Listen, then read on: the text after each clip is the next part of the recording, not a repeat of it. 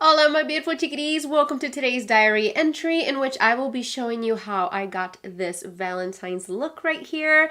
And yeah, I'm so excited. You guys, I haven't done a makeup tutorial in such a long time that I'm super psyched to be sharing this with you. I just sat down and decided to go with whatever I could come up with. I knew that I wanted like a pink or a red wing liner, and turns out I went with a little bit of a hot pink. So I really liked how it turned out, and I hope that you do too. So without further ado, let's get on with the tutorial.